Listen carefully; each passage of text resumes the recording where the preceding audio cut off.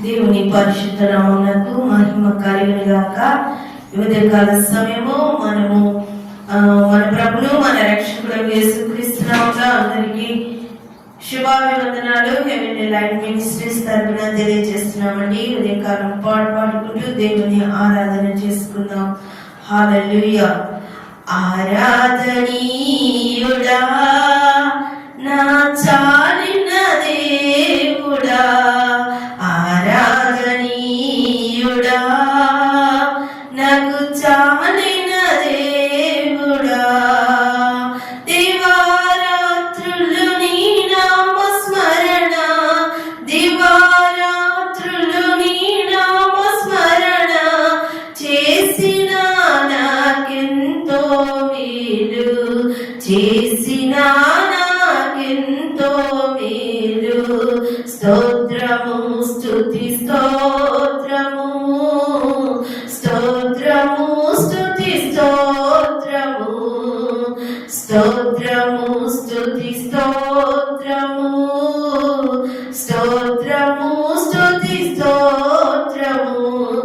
దూతలు నిత్యము స్తుతింపగా, నాలుగు జీవులు కీర్తింపగా, దూతలు నిత్యము స్తుతింపగా, నాలుగు జీవులు కీర్తింపగా, స్తుతుల మధ్యలో వసించు దేవా, స్తుతుల మధ్యలో వసించు దేవా, నా స్తుతి గీతం నీకే ప్రభువా, నా స్తుతి గీతం నీకే ప్రభువా. స్తోత్రము స్తుతి స్తోత్రము, స్తోత్రము స్తుతి స్తోత్రము, స్తోత్రము స్తుతి స్తోత్రము, స్తోత్రము స్తుతి స్తోత్రము. ఆరాధనీయుడా నా చాలిన దేవుడా, ఆరాధనీయుడా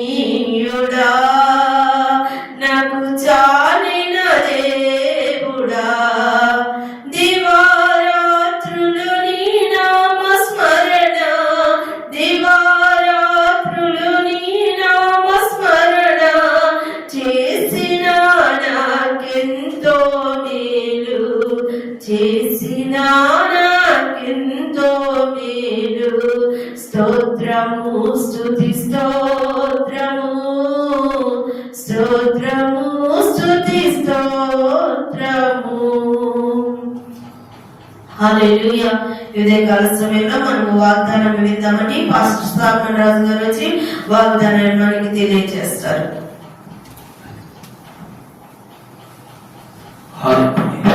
హల్లెలూయా.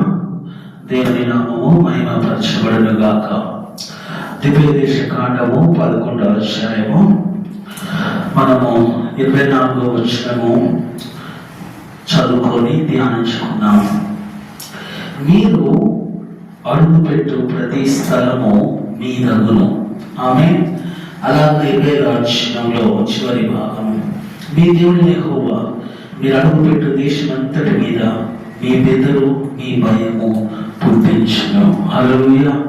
ఇక్కడ మోషే ద్వారా దేవుడు ఇశ్రాయేలు ప్రజలకు రూఢిపరుస్తూ ఉన్నాడు, స్థిరపరుస్తున్న మాట ఇది. హల్లెలూయా.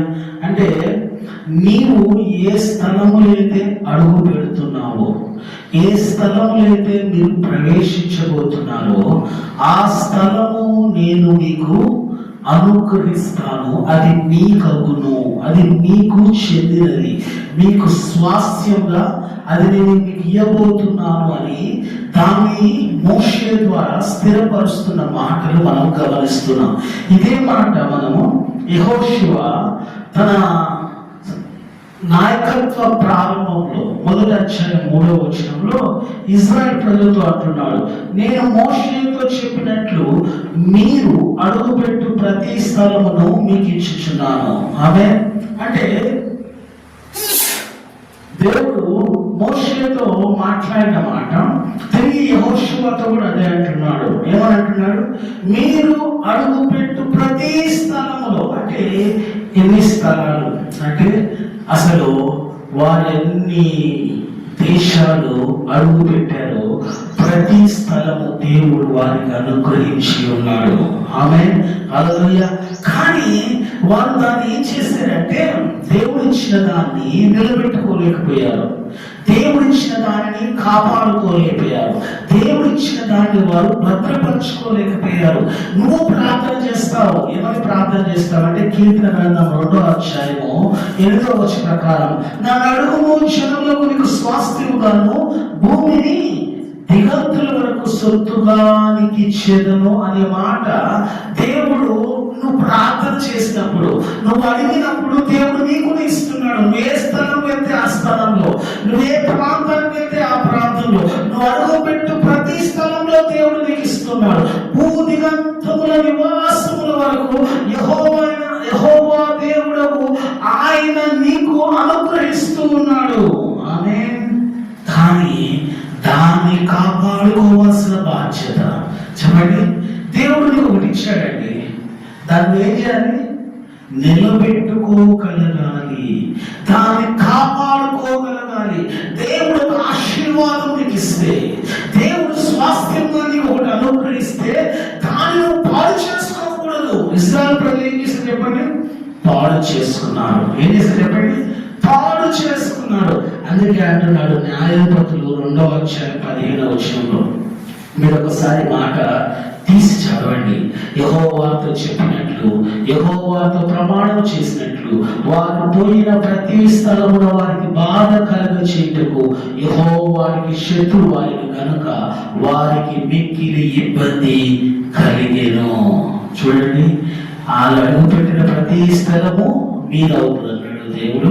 అలాగే ఇప్పుడు ఏమంటున్నాడు న్యాయాధిపతుల్లో, మీరు ఏ స్థలంలో పెడితే ఆ స్థలంలో నేను మీకు శత్రువుగా ఉంటాను అంటున్నాడు. అక్కడ ప్రమాణం చేశాడట, ఇక్కడ మోషే ద్వారా ప్రమాణం చేస్తున్నాడు 11వ అధ్యాయంలో, మీరు అడుగు పెట్టు ప్రతి స్థలము మీదగును అని. ఇక్కడ ప్రమాణం చేస్తున్నాడు, ఏమంటున్నాడు?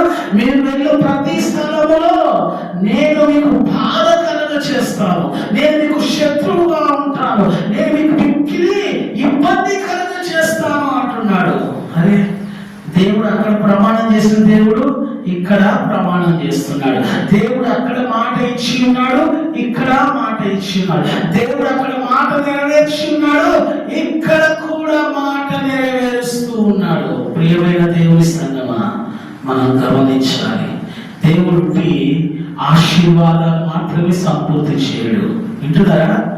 ఆయన ఏ మాట అయితే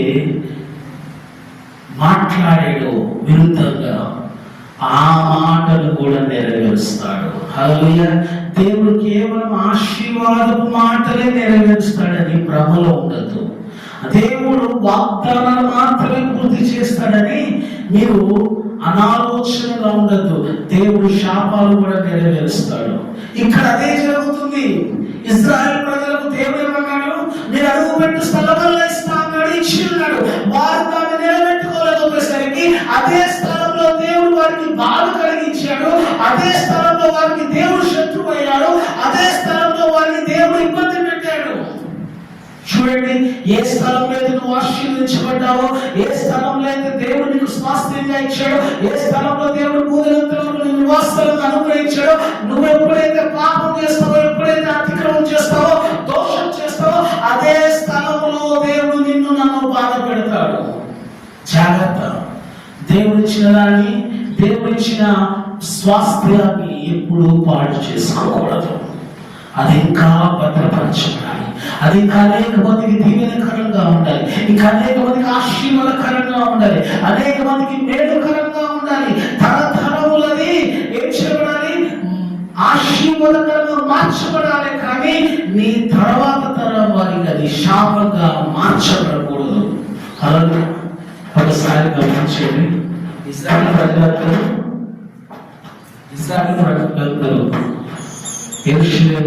ఎరుకో పట్టణం దాటారు.